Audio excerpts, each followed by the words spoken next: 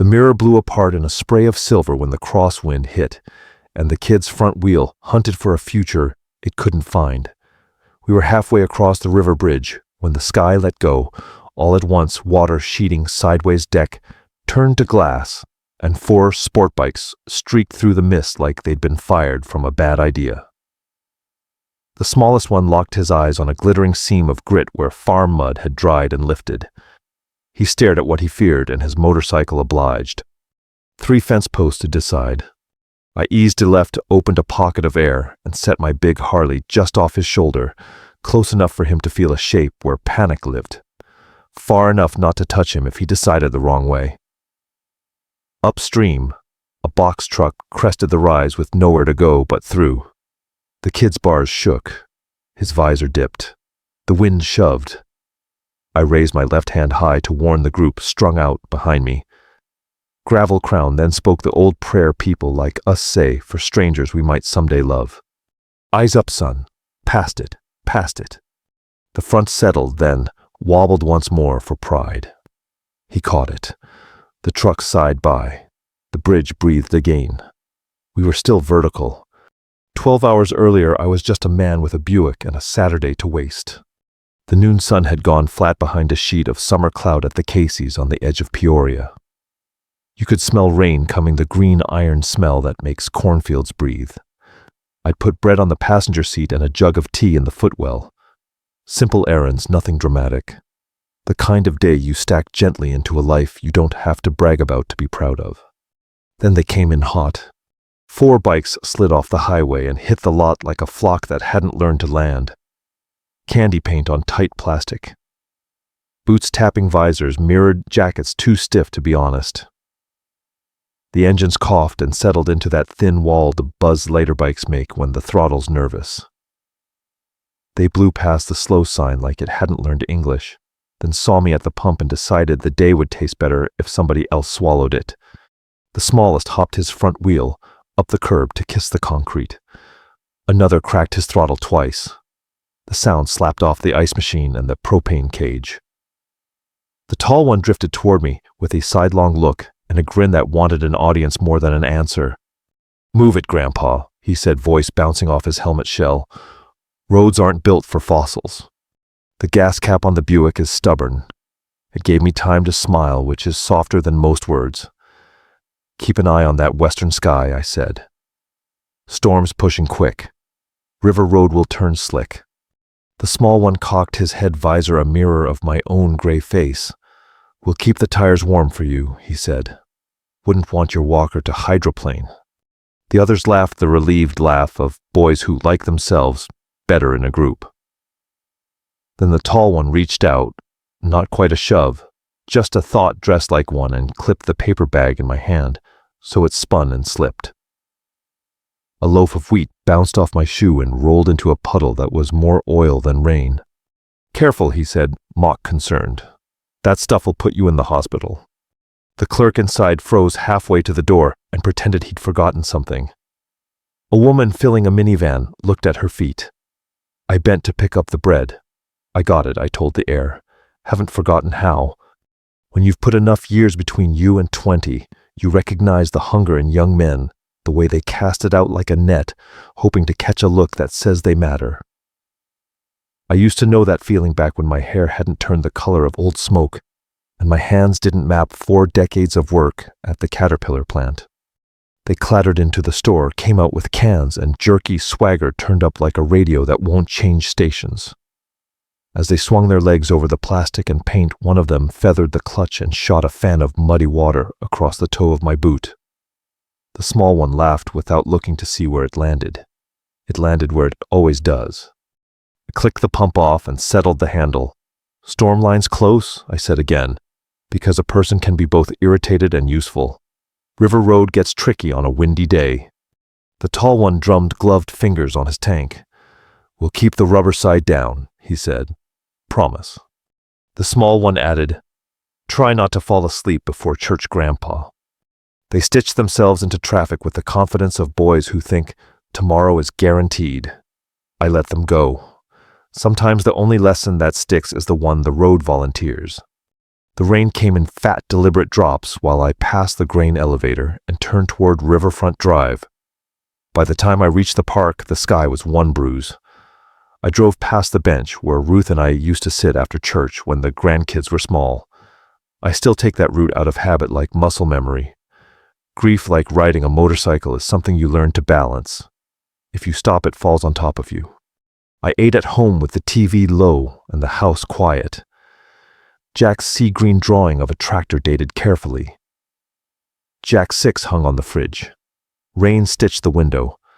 I thought about the boys' voices and the way swagger sounds like fear doing push-ups. Ruth used to say the world's rough edges need sanding, not smashing. So I sanded mine on a cup of coffee and a breath I didn't earn. The storm passed the way summer storms do, quick and a little ashamed. I wiped down my boots and checked my messages. A reminder sat there under the time, Gold Star Families, Annual Ride and Skills Day. I'd promised Mark from the VFW I'd help run the slow ride course, coach a few kids, and lead the afternoon loop out to Jubilee College State Park. The work of keeping people upright is never finished. I've learned to be grateful for that. Morning came scrubbed blue. I reached the fairgrounds early to lay cones and drag a chalk line across honest asphalt. The sheriff's motor unit rolled in, boots polished faces that have learned how to be serious without making it a posture. We set a figure 8, so tight it could teach a proud man humility in under a minute and a slow race lane where patience beats horsepower every time. Bikes arrived in trickles and bunches, baggers and bobbers. Barn rescued antiques, a pair of tall adventure rigs with aluminum suitcases. Denim vests stitched with places and years. Faces that know engines are a language, and sometimes the only one that makes sense. That's when I saw them again. 4 helmets together. 4 jackets still too new to be honest. Without the fluorescent glare of the gas station, it took me a beat to place them. Then the small one turned, and the grin I'd earned yesterday found me again. They looked different in this light, less sure. The fairgrounds hum with memory. County fairs, first dates, long afternoons that ended in first kisses or first fights. You stand there long enough and you feel accountable to something bigger than your reflection. They approached the table, visorless youth in full view. The tall one cleared his throat. Is this where you sign up for the ride? Waivers first, I said, sliding the stack. Cones second. Coffee's free. Donuts will make you wobble. The small one glanced past me and found the tank badge on my Harley. Color drained from his face like someone pulled a plug. He opened his mouth and closed it again. The tall one breathed out through his nose. About yesterday, he said. You were loud, I said, not unkind. We were worse than loud, the small one said.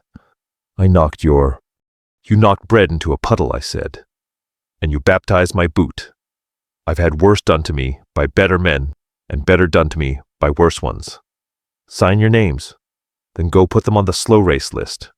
Slow race, he said. If you can creep, you can fly, I said. Speed is the easy thing. Control is the rest. Learn the rest. Tyler, that was the small one, went first. His clutch hand didn't trust his heart, and the bike hopscotched across the first 20 feet, like a rabbit deciding which way the fox was looking. He dabbed a foot, then another. The crowd clapped anyway.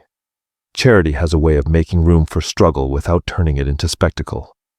But with every laugh, his shoulders rose higher, and I could see that part of him that wanted to be good more than he wanted to be seen. When my turn came, I rolled the big bike to the line and let breathing do what sermons can't. The Harley moved at the speed of a prayer. In the figure 8, I kept my eyes up and my hips loose and dragged a whisper of rear brake, putting the motor on a leash it didn't mind wearing. People think big bikes only know straight lines. They do, until you ask them to dance. I finished with a tap on the horn, half joke, half thanks, and rolled out. You teach the tall one, Mason asked. Mostly learned the hard way, I said. Help the MSF class when they need bodies. Ran dirt back when my knees told the truth. Peoria TT, once upon a better brace. Rigo, the quiet one, asked if I'd ever jumped the river gap. Once I said. Twice, if you count the time I landed somewhere I hadn't meant to find. They laughed, and some of yesterday's smoke blew off their faces. We formed up for the ride like a train staggered 2 seconds road. Captains at the points, sheriff sweeping. We threaded through town past porches where grandmas waved and kids held up hand-drawn signs for Gold Star families. The air smelled like cut grass and hot tar. I took a spot up front, not because I need to be seen, but because the ones who need watching tend to follow the old guy without knowing why. Ruth used to say I had the kind of face people felt safe near. I don't know about that. I know I've buried enough friends to take the job seriously. Out past Kickapoo, the cornfields opened their hands, and the road rolled like a river that had made peace with the land. I set a pace 5 under, because tempers go up when speed does and patience goes down, and my job was to bring everyone home with light left in the day. In my mirrors, I could place the boys Tyler behind Mason, Beck, and Rigo in a tidy pair.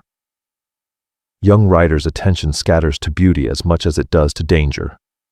Their heads bobbed at hawks and mailboxes, and a kid on a rope swing over a creek that knew both joy and sorrow.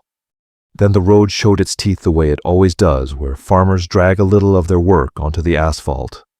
Mud dried to marbles along the first 100 feet after the turn. A crosswind came off the water with opinions.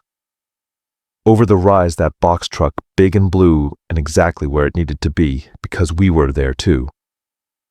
I raised my left hand high gravel and bumped the hazards. The warning rippled back one rider to the next, a chain of care that looks like choreography and is really just love wearing leather. Tyler's front twitched. His helmet dipped. He looked where he was afraid instead of where he meant to go. The bike obeyed the wrong master, as all bikes do. The first wobble was small. The second had a future in it. 3 fence posts to decide. I cut a half lane, felt the wind shoulder me, and let the big bike angle just enough to make a wall that wasn't a wall. The sheriff swept wide without drama to hold the herd.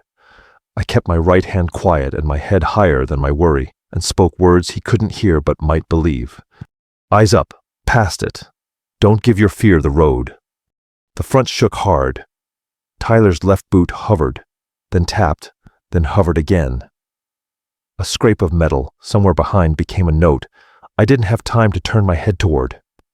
I saw the box truck's belt shining wet and the driver's eyes flick down and up the way a man's eyes do when he's about to carry part of a stranger's day.